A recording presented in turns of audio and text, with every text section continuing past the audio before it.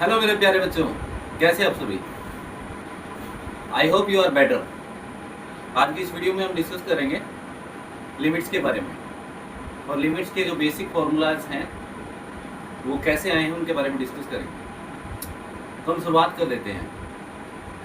देखिए लिमिट्स क्या होती है। लिमिट्स +1 चैप्टर में आपको ये सिंबल लिखा होता है कि एक्स जैसे ए के पास जाएगा, एक्स जैसे ए के पास जाएगा कोई फंक्शन एल के पास जाएगा, तो ये दोनों ए और जो एल होते हैं ना आपके रियल नंबर में से आते हैं। किसमें से आते हैं? रियल नंबर में से आते हैं। यानी कि अगर मैं बात करूं, ये चीज़ मैंने नोटेशन लिखी है कि लिमिट जब एक्स ए के पास जाए फंक्शन एल के पास जाएगा, ये कतई नहीं बता रहा है कि फंक्शन की वैल्यू एल आएगी, ये नहीं बता रहा है। ये बता रहा है जब मेरा एक्स ए के पास जा रहा है तो फंक्शन आपको किसके पास जा रहा है? एल के पास जा रहा है। फंक्शन किसके पास जा रहा है? आपका एल के पास जा रहा है। अब बात करते हैं कैसे। एक बेटर क्वेश्चन से डिस्कस करेंगे। देखिए मेरे पास ये है कि फंक्शन मेरा ये है कि f x equal to x square minus 4 divide x square नहीं लेंगे यहाँ पे, या लेंगे सिंपल एक्स माइनस। ओके, तो जरा बात करते हैं कि अगर दो पे वैल्यू चेक करें, दो पे वैल्यू क्या होगी? दो पे वैल्यू होगी, 2 का स्क्वायर ऊपर करेंगे -4 हो जाएगा, नीचे 2 -2 हो जाएगा। तो वैल्यू क्या आएगा? ऊपर वाला 4 -4 और नीचे 2 -2।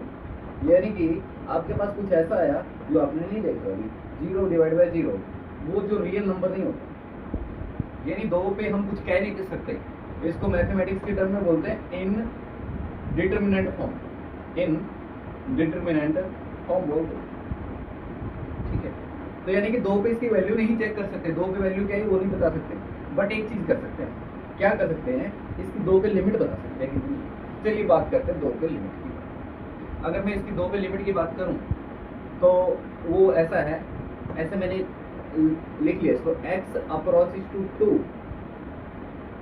फंक्शन की लिमिट आपने चेक करनी है। तो इसका मीनिंग ये होगा limit x approaches to 2 x square minus 4 divide by x minus 2।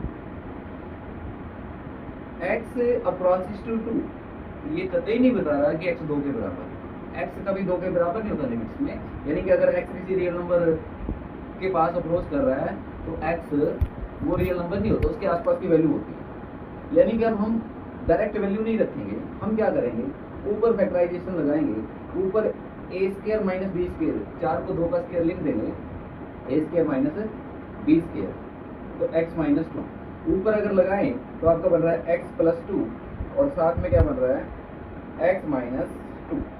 तो अगर मैं इसको करूं, नीचे x माइनस 2 है आपका, तो x माइनस 2 से x माइनस 2 कर दिया और साथ में लिमिट लग रही है, लिमिट लग रही है x अप्रोचेस टू 2। अब एक खास बात यहाँ पे है कि मैंने x माइनस 2 से x माइनस 2 तभी काटा है जब ये नॉन जीरो नंबर है। यहाँ नहीं कर सकते थे हम। अगर मैं डायरेक्ट यहाँ की बात करूँ ना, यहाँ नहीं कर सकते। अगर यहाँ लिखूँ x प्लस 2 और x माइनस 2 पर फैक्टराइजेशन करके नीचे x माइनस 2 करूँ, तो ये नहीं कर सकते, ये नहीं कर सकता, क्योंकि हमें नहीं पता कि x 2 के बराबर है या नहीं है। लेकिन जैसे ही बोला कि x 2 के आसपास जाए, लिमिट है, तो हम जब ये x 2 के बराबर नहीं है, यानी कि ये नॉन जीरो आएगा, ऊपर भी नॉन जीरो, तो तब जाके यहाँ कटेगा। अब आपकी लिमिट क्या है? यहाँ से आपकी लिमिट आने वाली है x plus 2, limit x approaches to 2, यानी 2 प्लस 2 कितना आएगा? 4। तो इस फंक्शन की लिमिट क्या है आपकी? 4 आई है, 4 है ना। तो ऐसा आया कि x जब 2 के पास गया तो फंक्शन की लिमिट 4 आई। लेकिन एक प्यारा सा रिलेशन देखते हैं एक चीज का। ये अगर आपके पास ये क्या है? साइन एक्स की तरफ हो गई, y equal to sine x की तरफ। लेकिन अगर मैं बिल्कुल x को 0 के पास पहुंचा दूं, तब ये ग्राफ किसके पास आसपास जाएगा? ये ग्राफ जाने वाला है, तब ये ग्राफ जाएगा लगभग, यहाँ देखें बिल्कुल, अगर मैं इसको जूम कर लेता हूँ, इस साइड में भी ऐसे जा रहा है ग्राफ को, है ना। तो इसको जूम करके ऊपर लेते हैं, जूम करके लेते हैं, तो 0 के आसपास आपका फंक्शन किस तरह बिहेव कर रहा है? 0 के आसपास आपका फंक्शन जो y है लगभग x के बराबर है। ये चीज देखो, बिल्कुल जब x आपका 0 के पास जा रहा है, बिल्कुल 0 के पास जा रहा है, तो आपका जो फंक्शन है लगभग y x के बराबर, लगभग x के बराबर, यानी साइन x और x में कोई डिफरेंस नहीं होगा जब x 0 के पास जाएगा। और यही चीज़ लिमिट्स एक फॉर्मूला बना देती है। क्या बना देती है फॉर्मूला?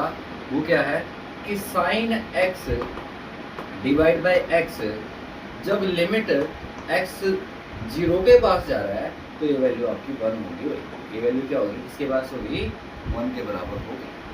और ऐसे हम बात कर सकते हैं टेंजेंट की। बात करें टेंजेंट की तो टेंजेंट ये π/2 है और ये आपका क्या है -π/2। और टेंजेंट का ग्राफ आपके पास इस इंटरवल के अंदर होता है, बिल्कुल ऐसा। तो आप देख सकते हो जैसे x 0 के पास जाए तो दोबारा से ग्राफ इसकी तरह बिहेव करेगा, यानी y nearly approximate to x आएगा, यानी कि tan x लगभग x की तरह ही बिहेव करेगा।